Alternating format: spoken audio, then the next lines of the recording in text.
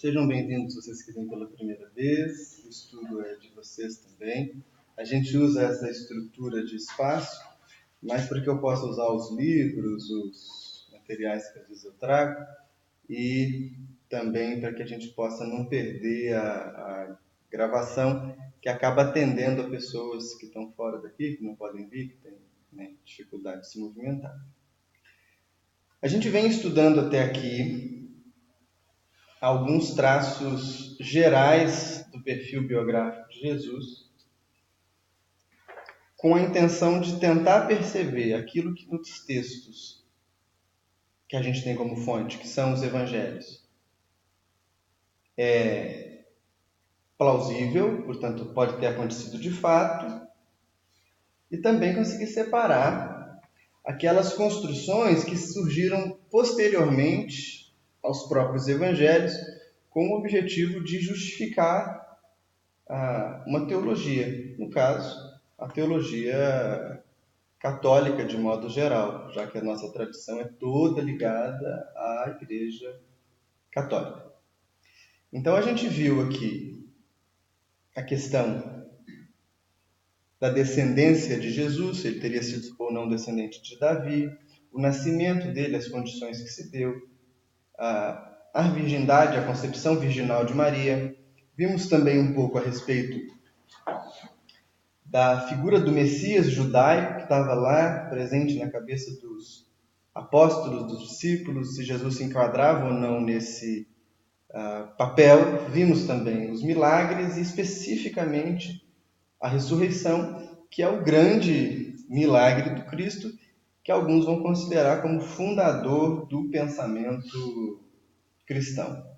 Porque até que Jesus voltasse, a única coisa que sobrou para os discípulos durante aqueles 3 dias foi um profundo desespero. Porque eles tinham aberto mão de toda a vida deles, tinham aberto mão de todos os compromissos, tinham aberto mão de tudo, enfim, para que pudessem seguir aquele homem que daí a pouco tempo, pouco mais de 3 anos, simplesmente é assassinado, né? E as coisas se tornam bem difíceis. Hoje a gente vai tentar fazer uma pequena passagem pelas fontes de estudo que são disponíveis a respeito de Jesus. Porque, na verdade, se vocês pensarem bem, a gente lê quase todas as coisas de segunda, terceira mão. A gente lê alguém falando sobre Jesus, a gente lê alguém falando dos textos fundamentais que falam sobre Jesus. E vejam, quando a gente pega lá como referência a série de livros do Emmanuel, onde ele retira um versículo e faz a exegese desse versículo, comenta. Nós temos o texto do Novo Testamento comentado em segunda mão. Não é o próprio texto que está dialogando com a gente. É um comentário dele. E isso vai se desdobrar ainda em terceiras leituras, quando alguém pega, eventualmente, aquilo que o Emmanuel falou sobre o texto de Jesus e passa a fazer uma interpretação da interpretação que o Emmanuel fez. E a gente vai decantando tudo isso, no fim, é muito difícil você dizer que uma fala motivacional, ou que uma fala que está baseada em caridade, em afeto, não está no Evangelho. Ela está, mas ela já sofreu tantas reformas que é difícil de você buscar, né? Como quem conta um conto aumenta um ponto. Da onde vem isso? A gente tem dificuldade de voltar às fontes.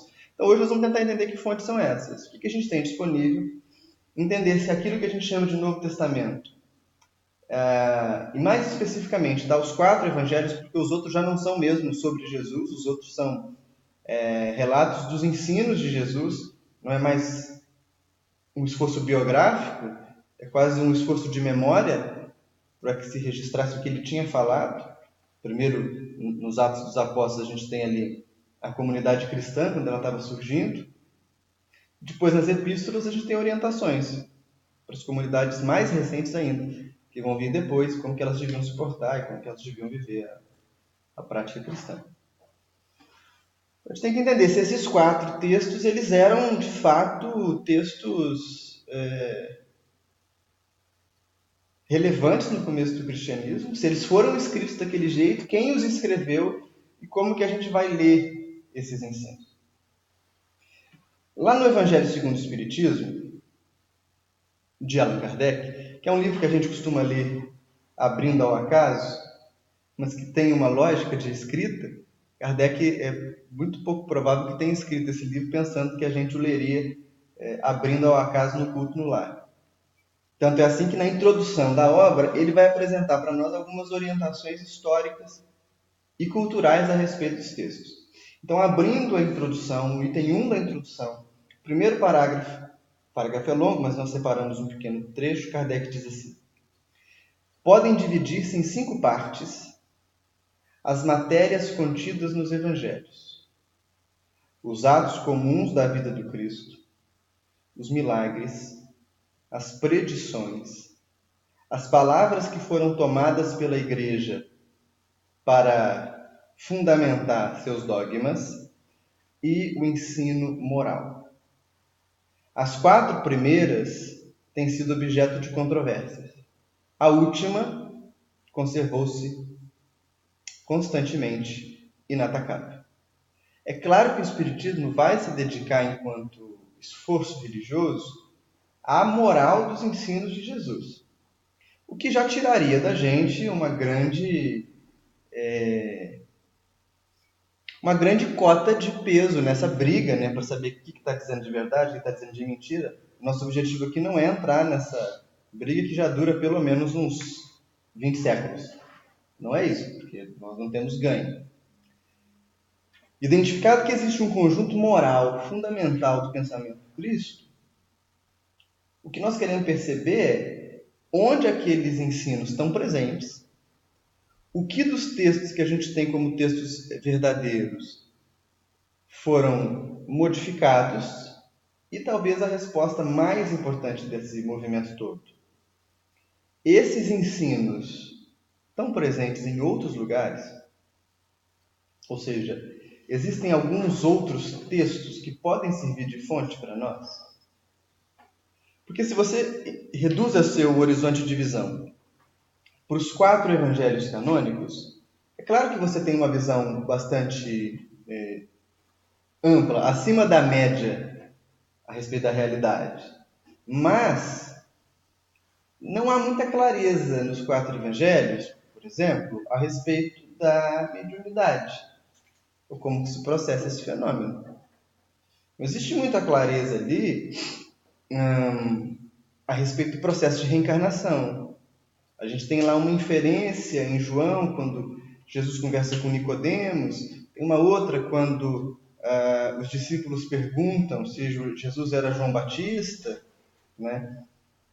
Ou quando perguntam para Jesus quem era João Batista e por que o Elias, que tinha que vir antes do Messias, não tinha vindo, e aí Jesus vai dizer, olha, já veio, ele é João Batista. Tem algumas referências indiretas. Talvez existam outros textos em que essas referências não sejam indiretas. E por um movimento histórico, esses textos foram colocados a escanteio.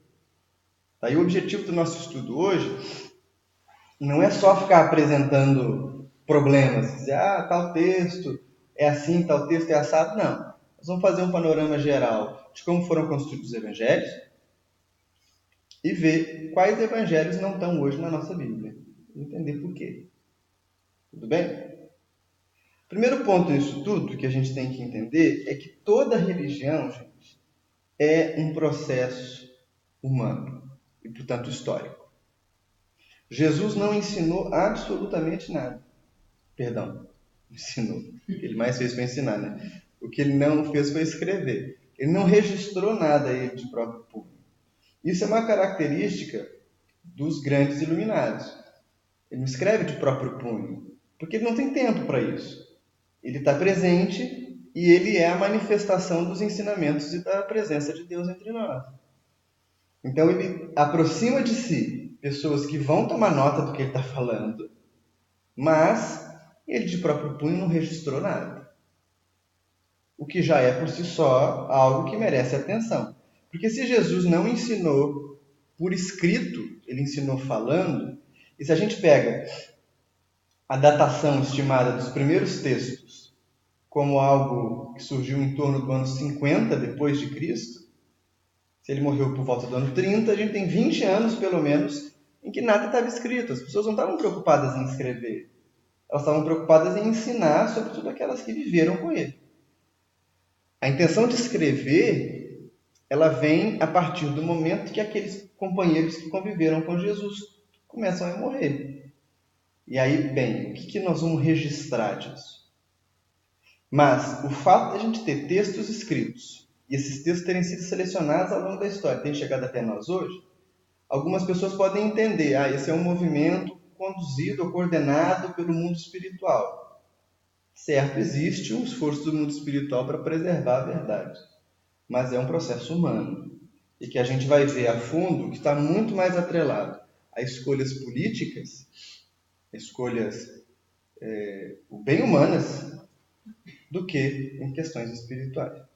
Porque a partir do momento que a igreja difunde os seus ensinamentos, que ela se torna uma religião estatal, que ela se torna a maior herança que a gente tem do Império Romano, porque o Império Romano era muito burocrático, era muito estamentado, dividido em categorias, muito hierarquizado.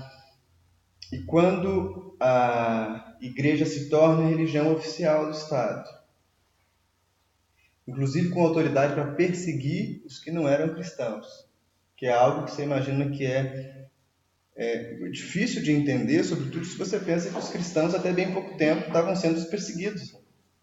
E a igreja passa a ter autoridade para perseguir, ela precisa construir um cânone, uma literatura oficial. Ela precisa dizer, olha, nós somos isso e não somos aquilo. E essas escolhas vão partir de leituras, muitas vezes, bem particulares.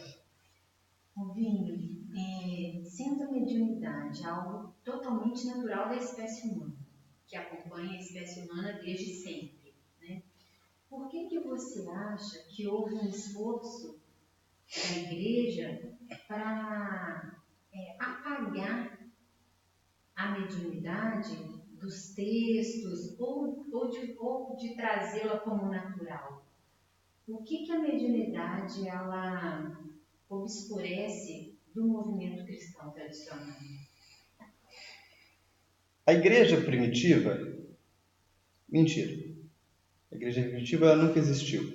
Existiram igrejas primitivas. A igreja oficial, eu posso dizer isso, ela estabeleceu um discurso de linhagem ou de hereditariedade. Então ela vai dizer assim, olha, o nosso movimento ele é católico, portanto ele é universal, ele é apostólico, então ele vem direto dos apóstolos e ele é romano porque a sede dele está ali no Bispado de Roma, que vai se tornar o coração da igreja nascente. E há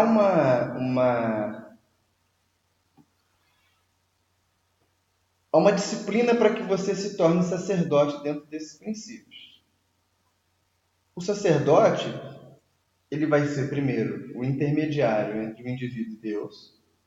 E segundo, é sacerdote aquele que passa por uma ordenação e por uma iniciação que é muitas vezes simbólica, ritual, mas também é teórica. Então, o sacerdote ele precisa, como a gente vê hoje, fazer um seminário de teologia, ele precisa estudar a fundo algumas questões e dominar alguns conceitos que vão definir que ele é sacerdote. A mediunidade não depende disso. A mediunidade não depende de iniciação. A mediunidade não depende de um rito, nem de uma liturgia específica, e ela não precisa que o seu portador necessariamente passe por uma formação, passe por um estudo, igual a gente vê no seminarista ou no sacerdote. E aí o problema da mediunidade está exatamente no ponto da autoridade. Nas comunidades primitivas, muitos membros eram considerados profetas, né? Mas, à medida que a igreja se organiza, você não pode ter alguém que não teve nenhuma ordenação como sendo detentor de autoridade. E a mediunidade, ela não depende disso. A mediunidade, na verdade, o que ela faz é romper. Então, eu posso dar o exemplo dentro do próprio movimento espírita, ainda que isso seja um pouco polêmico para algumas pessoas. Os grandes médiuns que a gente conhece, todos eles, não são oriundos de cursos de formação de médium na casa espírita. Eles são oriundos da mediunidade espontânea. Então, o Chico, a Dona Ivone do Amaral Pereira, Divaldo Pereira Franco, né? A gente... o Julinho lá do Espírito Santo, né? A gente tem vários grandes médiuns que não são egressos desses cursos. Eles podem até depois ter sistematizado cursos para ensinar um pouco da experiência que tinha, né? E são cursos que fazem muito bem para a gente. Mas eles vêm contra a ordem estabelecida. A Dona Ivone, quando levou o livro Memórias de um Suicida para a Federação Espírita Brasileira pela primeira vez para ele ser publicado, o presidente da FEB, à época, disse para ela: não, nós só publicamos Chico Xavier. Você não é uma médium reconhecida. Então, ela guardou o livro, quase jogou fora. Então, a mediunidade, ela tem disso. Ninguém controla ela. E a gente vive num mundo religioso, onde você precisa que a autoridade seja garantida. Sem esse controle é difícil, né? É uma ameaça. Na verdade, ela nunca deixou de ser, porque os discursos diferentes surgiam, a única questão é que os médiuns eram perseguidos. E foram durante muito tempo perseguidos, porque, sobretudo dentro da igreja, né? Eles vão ser considerados aqueles que vão perverter o ensinamento. Também. Também. Mas em algumas circunstâncias, eles estão falando a mesma coisa. Estão falando dos mesmos ensinamentos. Só que eles estão deixando à mostra como que as igrejas, de maneira hierarquizada, instituída, elas têm que fazer um sacrifício. Qual que é o sacrifício? Olha, para você ter muitos seguidores, para você ter muita gente, para você ter posses, para você ter recursos, você acaba tendo que transformar o seu ensinamento em algo que seja facilmente replicável. Ou seja, que você consiga ensinar para qualquer pessoa e para que qualquer pessoa aprenda muito rapidamente e possa se sentir parte daquela igreja e possa, por sua vez, também replicar os ensinamentos. Nessa escolha, muitas vezes há um sacrifício da profundidade do ensinamento.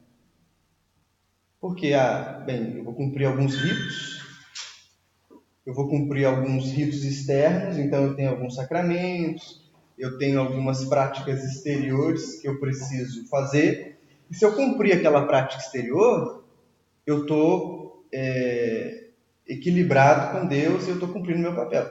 O sacerdote entende o significado da prática. Quando ele vai lá e molha a cabeça do bebê no batismo, ou quando ele vai fazer o coroamento de Nossa Senhora, ou algum outro rito, ele sabe o que significa o rito. Alguns membros da igreja sabem o que significa o rito, mas boa parte dos fiéis não tem a menor ideia do que significa esse rito. Mas entendem, olha, se eu fui lá e eu cumpri tal coisa, se eu fui lá e eu tive tal comportamento, se eu fui lá e eu fiz tal procedimento, eu estou em contato com Deus. Então, muitas vezes os médiuns, eles vão ser ao longo da história, os indivíduos que vão dizer assim: olha, vocês que estão aí dizendo que estão difundindo a mensagem do Evangelho, vocês não estão difundindo a mensagem do Evangelho. Vocês estão fazendo as pessoas acreditar que estão se transformando, mas elas não estão se transformando, elas estão continuando as mesmas pessoas, só que estão aliviando a consciência a partir de um gesto externo. E aí eles são perseguidos por isso. Os médiuns vão ser muito perseguidos por isso. E aí vejam, isso não é nem apenas entre as crenças que não acreditam na mediunidade, porque no Espiritismo a gente acredita na mediunidade, mesmo assim quando surge um médium que traz às vezes algumas mensagens ou instruções dos Espíritos que estão chamando as pessoas para rever o que está sendo feito, a turma vai dizer, não, você é um contraventor, você é um isso, você é um aquilo. Daí a gente fica numa situação difícil, né? Mas se a gente olhar para trás, foi o mesmo movimento que aconteceu lá no começo. Como os evangelhos, voltando aqui, eles não foram escritos no tempo que Jesus estava vivo, nem logo depois que Jesus morreu, a preocupação não era uma preocupação de contar a biografia de Jesus, é possível que eles tenham sido escritos de trás para frente. Começa com a crucificação e depois vão remontando ao princípio da vida, juntando aquelas histórias que eram contadas pelos discípulos. Por exemplo, o livro Paulo e Estevão, ele vai dizer que a primeira anotação feita a respeito das falas de Jesus foi redigida por Mateus. Inclusive, uma pessoa que está assistindo o estudo pela internet mandou para mim essa pergunta. Você disse que o primeiro evangelho publicado foi... publicado, até parece que tinha editora. O primeiro evangelho que a gente tem notícia é o de Marcos. Mas lá o Emmanuel disse que é o de Mateus. O Emmanuel está errado? Não, o Emmanuel não está errado. O que acontece é que o primeiro texto de Mateus não era um evangelho como a gente conhece. Muito provavelmente foram simplesmente anotações das falas de Jesus. Quase aforismos. Eram textos que serviam para os discípulos lembrar do ensinamento de Jesus quando eles fossem falar. Então vejam só, eu tenho aqui as minhas anotações. Vocês têm as anotações de vocês. Eu estou falando, vocês vão anotando. Essas anotações eram algo muito semelhante aos primeiros textos de Mateus. Por quê? O objetivo não era escrever um livro. Era simplesmente registrar os ensinamentos. Para que quando eles fossem ensinar para outras pessoas, eles pegavam o material escrito e diziam, opa, eu tenho ali uma referência. E é bem isso que Paulo faz no livro Paulo e Estevão. Ele vai até a Casa do Caminho para pegar uma cópia dos textos que eram os ensinamentos, não era a história da vida de Jesus. Eram os ensinamentos. Então, esse proto-texto, que é o que algumas tradições vão chamar, ou vão entender como a fonte Q, que é uma fonte perdida, que a gente não tem acesso a ela, porque não sobreviveu, ele era muito mais sintético, muito simples, reduzido, algo parecido com o que a gente tem hoje no Evangelho Gnóstico de Tomé. O Evangelho Gnóstico de Tomé são 114, se eu não me engano, aforismos. E cada um deles começa assim, Jesus vivo disse, uma fala de Jesus, só. Não tem nenhuma história, são só os ensinos. Essa fonte primitiva, ela não é o Evangelho, mas ela vai ser utilizada como base para quase todos os evangelistas escreverem seus textos.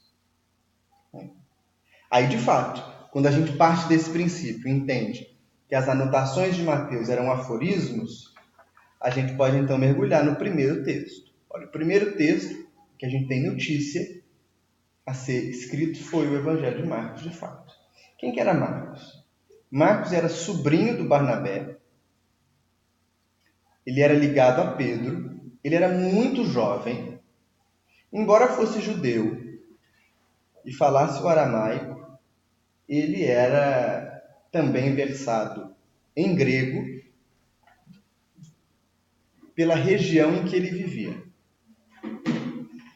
Quando Paulo começa a tarefa dele, Marcos é mandado para acompanhar Paulo, mas eles se desentendem. Na verdade, Marcos não aguenta o ritmo de Paulo.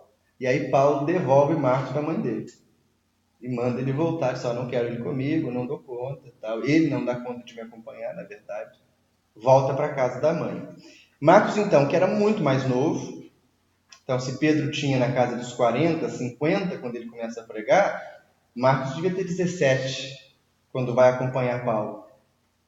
E ele vai depois, então, da não continuidade da tarefa junto com Paulo, ele vai acompanhar Pedro. E Marcos vai ser o intérprete de Pedro, porque Pedro não falava da língua, Pedro falava só aramaico. Então, à medida que Pedro andava e ensinando, Marcos era o tradutor. O que é uma coisa muito legal da gente pensar, né? A gente vai entender que o Evangelho de Marcos, ele é a compilação dos ensinos que Pedro ministrava. Mas com também a luz das primeiras anotações de Mateus. Então a gente vai ver que todos os evangelhos eles são a soma de algumas leituras. Em algum momento, à medida que os apóstolos vão falecendo, surge o desafio. Mas como é que nós vamos contar a história de Jesus do futuro? Diante desse desafio, Marcos disse, eu vou escrever então o primeiro relato. E aí ele redige, baseado naquilo que ele tinha ouvido de Pedro, mais os textos de Mateus, um proto-evangelho de Marcos. E aí, gente, nós vamos ter que entender com muita clareza o seguinte. Os evangelhos, eles, entende-se hoje, academicamente, historicamente, que eles são fruto, na verdade, de um movimento de 3 escritas. Todos eles. O de João tem mais até, mas basicamente 3 escritas. A gente tem uma primeira escrita sumária, que é bem enxuta, ainda sem o compromisso de justificar pontos teológicos dessa ou daquela concepção, bem provavelmente escrito pelos próprios que dão nome aos textos, ou por alguém bem ligado a eles. Isso vai se dar em torno do ano 40 a 60, ali do primeiro século. Depois nós temos uma segunda escrita, que é quando os evangelhos que já estão consolidados influenciam uns aos outros. Então vocês vão ver, por exemplo, que é muito comum dizer que o evangelho de Marcos é a base para todos os outros.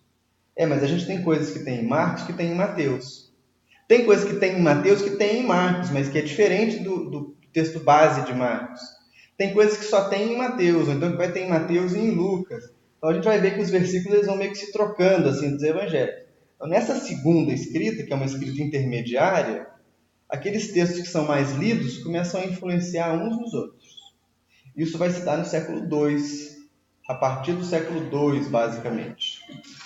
E nós temos uma terceira escrita, que vai ser lá no século IV, que é quando as pessoas estão interessadas em estruturar um cânone mesmo, e que é algo bem próximo dos textos que a gente conhece hoje. Aí é onde surgem as interpolações, onde as questões vão começar a justificar a teologia, onde a igreja vai traçar uma linha no chão e vai dizer assim, daqui para cá é certo, daqui para lá é tudo uma bobagem, nada faz sentido. Então isso é um processo que vai durar 400 anos. Né? Daí o evangelho que eu estou chamando aqui de Marcos, que nós estamos aferindo aqui como sendo de Marcos, é o proto-evangelho de Marcos. Porque Marcos vai desencarnar lá nos anos 70, 80, 90 e, bem, o texto vai sendo reescrito a partir daqueles alunos que estudavam o Marcos, enfim, né? Isso vai se dando dessa maneira. O segundo texto que surge é o de Mateus.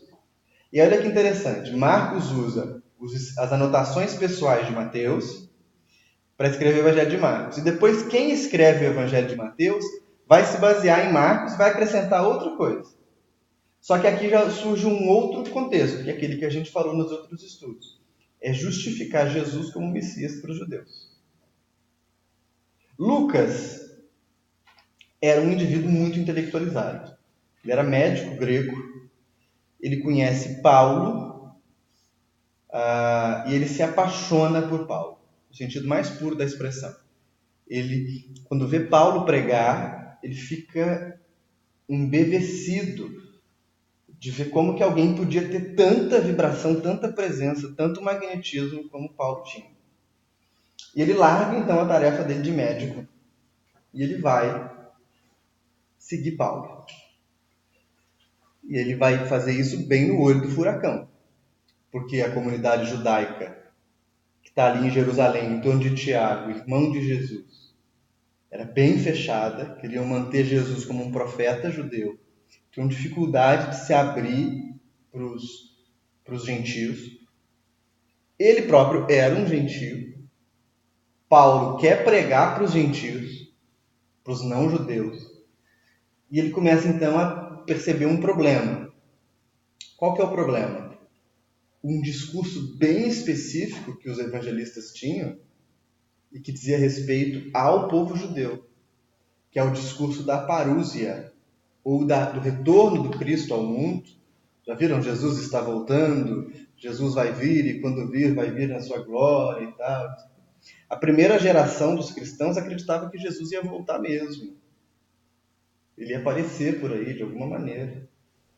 Isso para o povo judeu tinha algum sentido, porque eles esperavam um Messias. Agora, para o povo não judeu, isso não tinha o menor sentido. Sabe? O grego ouvia os cristãos falar disso e dizia, poxa, não tinha a menor noção disso que estão falando. Que maluquice é essa? Que doideira é essa? Né? E aí o que Lucas faz? Ele pega e redige o Ato dos Apóstolos. É o mesmo autor, do Evangelho e do Ato. O texto é muito semelhante, a linguagem é muito próxima, a escrita é muito elaborada. No Ato dos Apóstolos ele está falando para os judeus, basicamente. E aí no Ato dos Apóstolos a questão da parúzia, da volta do Cristo, está presente. Mas ele vai redigir um evangelho que vai tentar conciliar as fontes dos vários que estavam surgindo naquele momento. Então ele vai pegar Marcos, ele vai ler Marcos, ele vai pegar Mateus, ele vai ler Mateus, só que ele vai somar as leituras de Marcos e Mateus, as informações que ele próprio colhe de Pedro, e como nos diz Emmanuel, que ele colhe de Paulo, que tinha interesse de escrever uma vida de Jesus a partir do que ele tinha registrado de Maria. Então Lucas faz esse esforço de redigir um texto que tentasse harmonizar questões e desse um sentido mais linear, vamos dizer assim, mais coerente, lógico, para o não-judeu da história de Jesus. E aí ele vai inserir algumas coisas nos textos dele que são muito interessantes. Para os judeus, Jesus tinha 12 discípulos. Por que Jesus tinha 12 discípulos? Porque o autor do Evangelho judaico quer dizer que Jesus é o Messias, lembra? E são 12 porque cada um representa uma das tribos de Israel. E aí, como cada um representa uma tribo de Israel, é como se o Messias que viesse ao mundo fosse escolher um de cada comunidade para implantar seu reino na terra. Lucas não entendia isso, né? Então ele vai dizer, são 12? São. Mas além dos 12, existem 70 outros homens e mulheres que seguem Jesus. Então ele vai harmonizando esses ensinamentos e vai dizendo, olha, Jesus é isso tudo que vocês estão dizendo, porque ele era muito conciliador, né? Ele era uma pessoa de bom coração. Jesus é isso tudo que vocês estão dizendo, mas ele é algo além também. E aí a gente tem então os 3 evangelhos que a gente chama de sinóticos. O que significa isso? Se você pegar os evangelhos e for lendo eles pareados não dá, né? Porque são 3. Mas se você for lendo eles conjuntamente, você vai ver que eles falam basicamente das mesmas coisas. Então, esses são os sinóticos. Os 3 sinóticos, por volta do ano 100, 90, 100, já tinham a sua redação primeira concluída. E aí vão sofrendo as alterações da comunidade que seguia esses textos ao longo do tempo. O que a gente precisa lembrar é que eram centenas de pessoas falando de Jesus. Vocês imaginem, qualquer um que tivesse tido contato com ele pelo menos uma vez, tinha muito para dizer, né? João vai falar para nós no evangelho dele que nem todos os livros que poderiam ser escritos sobre a terra dariam conta de contar quantas maravilhas Jesus tinha feito no mundo. Tá? Muita gente vai falar sobre ele. Esses textos vão ser aqueles que vão se tornando universais, no sentido de que, olha, embora as pessoas não tenham muito acordo sobre todos, tem uns aqui que as pessoas leem mais. Tem uns aqui que estão mais presentes em diversas comunidades. Tem uns aqui que são mais reconhecidos como sendo legítimos. E aí esses textos vão tendo essa proeminência. O que é um pouco diferente do Evangelho de João. Porque se os 3 primeiros são sinóticos e estão preocupados com a vida, quase a biografia de Jesus, o Evangelho de João, ele não tem o menor compromisso com a vida mundana de Jesus, não. Ele usa os ensinamentos da vida humana do Cristo. Mas toda a mensagem do Evangelho de João está condensada no mistério da corporificação do Logos. O que é isso? Está condensado. A palavra é mistério mesmo, no sentido de assombroso, de diferente, de fantástico, de magnífico. Quase próximo da palavra milagre que a gente viu no último estudo. O Evangelho de João está dedicado à maravilha da corporificação da sabedoria no mundo. E a sabedoria é o Cristo. Por isso que o Evangelho de João começa: no princípio era o Verbo, e o Verbo se fez carne. Né? E aí está falando de Jesus. Como ele está preocupado em demonstrar algo que é bastante fora do padrão, né? Ele vai ser o evangelho em que Jesus tem falas mais profundas, simbólicas, enigmáticas, em que Jesus demonstra faz algumas profecias bem mais difíceis de serem compreendidas. Jesus realiza feitos também fantásticos. Mas esse Jesus, ele é a corporificação, ele é quase, no sentido que a gente dá hoje para a palavra, um avatar. Né? Ele olha para Jesus, claro que não como avatar, porque não existia essa ideia na comunidade judaica e grega, helênica, onde o texto é escrito. Mas ele era a corporificação do estado mais puro de entendimento que existe. Esse é Jesus para João. As pessoas vão chamar o Evangelho de João de um evangelho místico, é o evangelho da comunhão, é o evangelho da presença do sagrado, do divino no mundo. É um evangelho que vai ser escrito por volta do ano 90, do ano 100, então ele é o mais tardio dos evangelhos. E é o que tem maior contato com a comunidade gnóstica.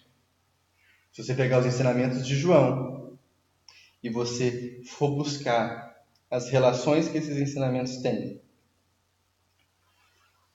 com o texto gnóstico, que era uma das correntes cristãs do primeiro século, é o que tem mais conexão. O Evangelho de João ter sido um evangelho de muita experiência, né, um evangelho místico, assim, você acha que ele também foi produzido por pessoas que seguiam o João, ou ele tem mais chance de ter sido escrito por João mesmo? Não, nenhum deles foi escrito do jeito que a gente conhece pelo próprio autor. É porque é um evangelho tão difícil, né, tão simbólico, as pessoas que conseguiram transcrever o que João queria tiveram muito capricho, muito cuidado, porque os outros, eles têm uma característica muito diferente. O de João, ele é tão simbólico que é quase que as pessoas tinham que anotar exatamente o que ele falava, porque era difícil trazer um ensinamento da lembrança. Ou não. Sabe por quê? Porque vamos pensar assim, hoje, um critério para a gente seguir um instrutor, quase sempre, é se esse indivíduo é famoso. Então a gente olha o indivíduo e fala assim: nossa, ele tem muitos livros publicados. Nossa, ele tem um canal no YouTube. Nossa, ele vai fazer palestra e faltando um dia as pessoas já falam que não tem mais lugar para você ir assistir ele. Então você tem que chegar cedo, horas antes, porque senão você não consegue ouvir. E a gente entende que esse então é o perfil de alguém que, bem, de alguma forma deu certo no caminho espiritual. Porque a gente faz uma lógica muito parecida com a lógica mundana, né? A gente pensa assim, o indivíduo que é um popstar nesse mundo, ele tem tudo isso. Ele é muito seguido, ele faz uma propaganda de si mesmo grande e tal. Mas quando o indivíduo tem o foco nessa lógica de consumo do bem espiritual, ele não tem tempo para experienciar. E muito menos, ele não tem tempo para acompanhar quem ele está ensinando.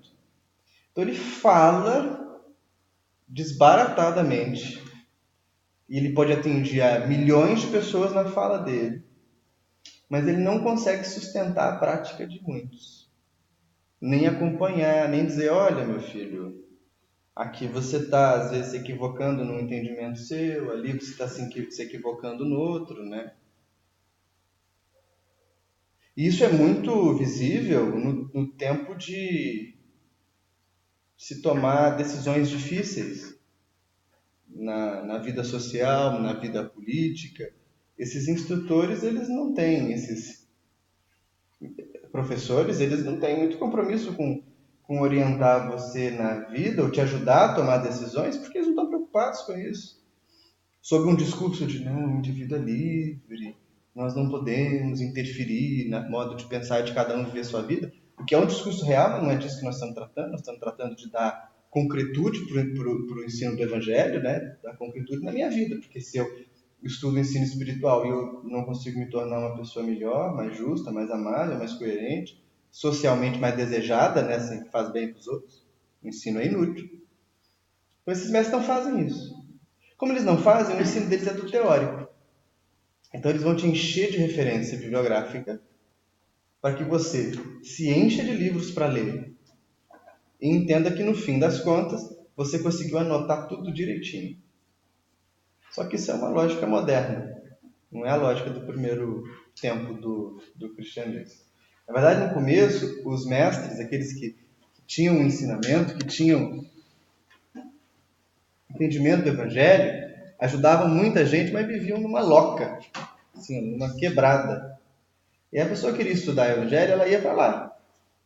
E ela ia estudar com esse indivíduo.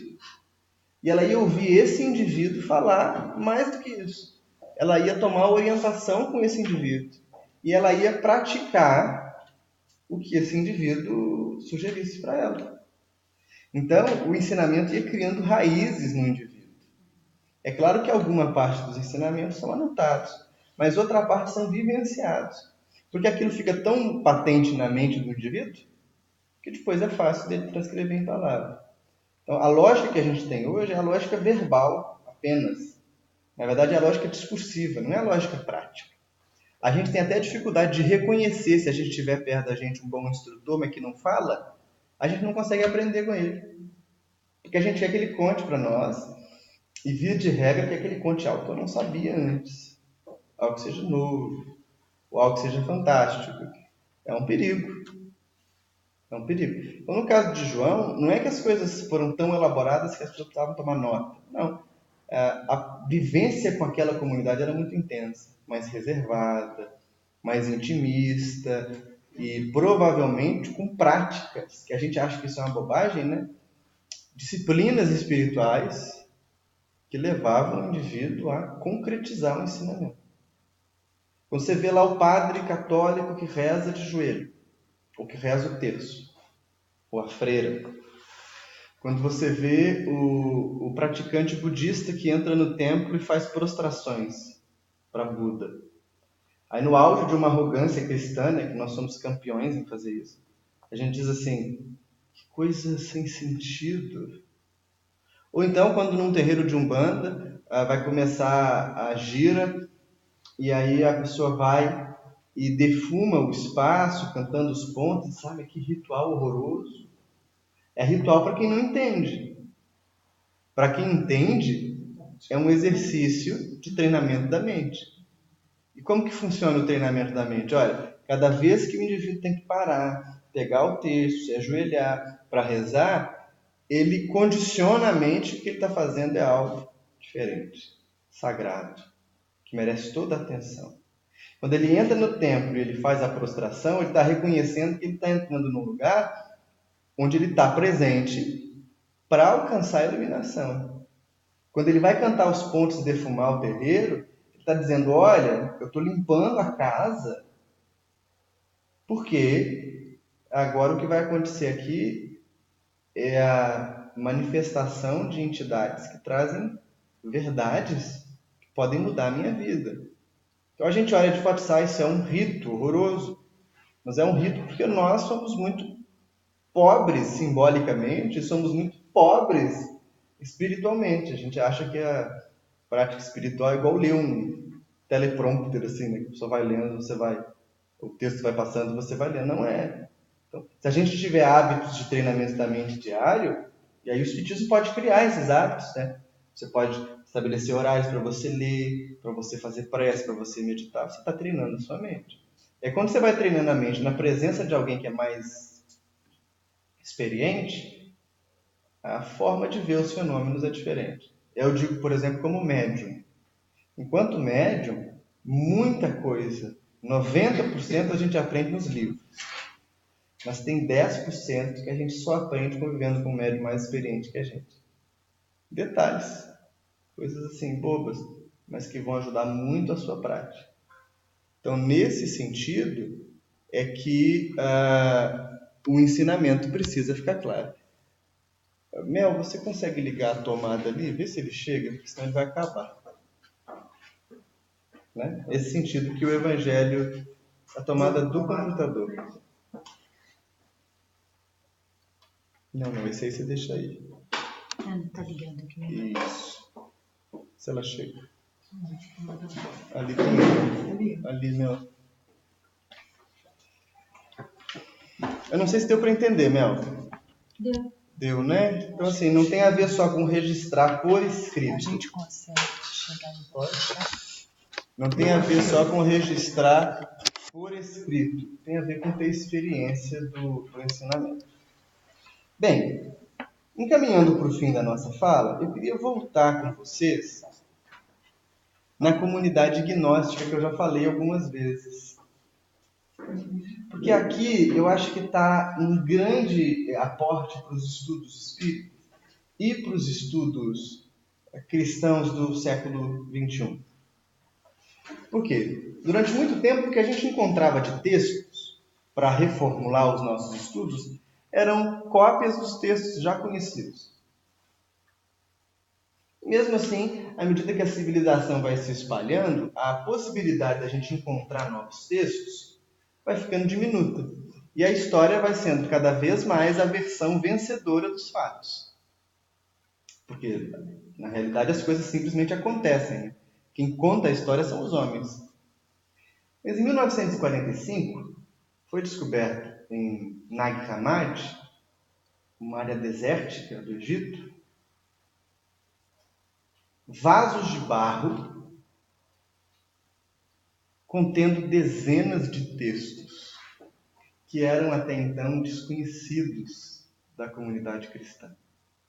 Eles eram referenciados por outros autores. Então, por exemplo, aqueles cristãos lá do primeiro século que vão refutar esses textos, vão citá-los. Mas a gente não tinha os textos. E a gente não tinha ideia de como que os próprios gnósticos pensavam. A gente só tinha a versão dos adversários dos gnósticos. E esses livros, esses pergaminhos, tinham vários evangelhos gnósticos. Para a tristeza do nosso coração, quem achou foi um indivíduo que não tinha muita dimensão do que ele estava achando. Então, levou para casa, a esposa usou um pouco para fazer fogo no fogão de casa, vendeu para colecionador no mercado negro, fez uma série de coisas. Os textos foram aos poucos sendo recuperados e só começaram a ser publicados na década de 80. Então é algo, se você pensar do ponto de vista da história, muito novo. Tanto que dentro do Espiritismo é pouco que a gente fala dos evangelhos gnósticos, a gente quase não conhece. Tem alguns autores, né? Existe um específico, se não me engano, se chama José Carlos Boberg, que tem feito alguns estudos sobre isso. Ele publicou um livro sobre o Evangelho de Maria Madalena. A gente tem o Hermínio, que é um pioneiro, que vai escrever o Evangelho Gnóstico de Tomé, vai tratar aqui no Cristianismo a Mensagem Esquecida dos gnósticos, mas fora isso, autores espirituais, quase ninguém fala disso. E o que está contido nesses textos? Né? Qual que é o pulo desses textos? Ou por que esses textos podem ser relevantes? Uma vez que a gente entende que os canônicos são a versão vencedora, a gente tem que pensar quais são as outras versões. E por que elas não venceram? A pergunta da Mel sobre a mediunidade no começo, ela é um indício. Se você precisa construir um discurso de autoridade, todo movimento que contraria aquela autoridade vai ser rechaçado, vai ser destruído. A gente tem, é claro, muitas lendas que vão surgir sobre Jesus e muitas fantasias. Há evangelhos apócrifos, tidos como apócrifos, porque os apócrifos têm uma ideia de serem falsos, né? Onde Jesus faz coisas que vocês nem imaginam. Mas especificamente o contexto gnóstico de entendimento de Jesus é algo muito precioso. Há uma autora norte-americana chamada Elaine Pagels, que foi uma das primeiras a se debruçar sobre os evangelhos gnósticos aqui na América, e ela vai escrever um livro chamado Os Evangelhos Gnósticos. Nesse livro ela faz uma síntese da descoberta de Nag Hammadi e também apresenta para nós a estruturação do pensamento gnóstico contido nesses textos. Então, quais são esses textos? Evangelho de Filipe, Evangelho Gnóstico de Tomé, Evangelho de Maria Madalena, Apocalipse de Pedro e alguns outros textos. Vocês veem, se na década de 80 eles foram traduzidos para o nosso idioma, até a gente conseguir fazer esse estudo da constituição dos textos como foram feitos os outros, vai demorar mais um pouco de tempo, né? Como os gnósticos acreditavam na crença? Acreditavam em Jesus. Primeira coisa, eles eram totalmente contrários à ideia de que Jesus teria ressuscitado um corpo material. Inclusive, eles vão, em alguns textos do Evangelho de Filipe, eles vão debochar dos cristãos que acreditam que Jesus ressuscitou num corpo de carne. Eles vão dizer, olha, isso é infantil, nenhum corpo material revive. Jesus voltou, mas não foi de carne. Ele voltou de outra maneira. Eles vão dizer que essa história de que Pedro é o continuador natural e único de Jesus não é verdade. Eles não acreditam na ascendência de Pedro sobre a igreja. Então vejam, eles já vão dizer que não há ressurreição. Eles vão dizer que Pedro não é a autoridade máxima. E quando você questiona Pedro, você não está questionando a figura do pescador que já tinha morrido há muito tempo. Você está questionando quem está no lugar de Pedro, dizendo que está lá por autoridade dele. Os gnósticos não aceitavam intermediação sacerdotal. Então você tinha, claro, aqueles que eram instrutores, professores, mas eles não eram responsáveis pela sua comunhão com Deus. Eles iam te ensinar sobre como viver, mas a sua vivência era sua.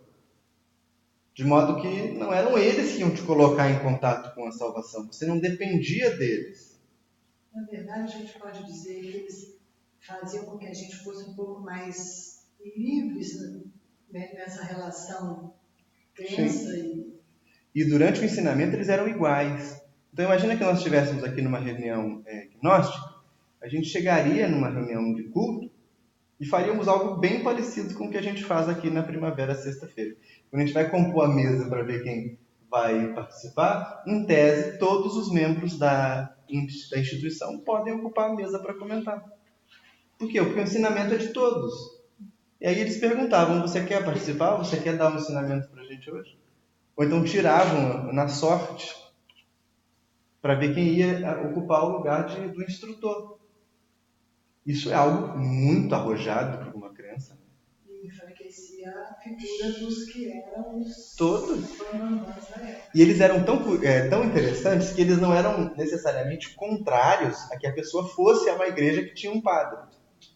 Eles diziam, você pode ir, mas lá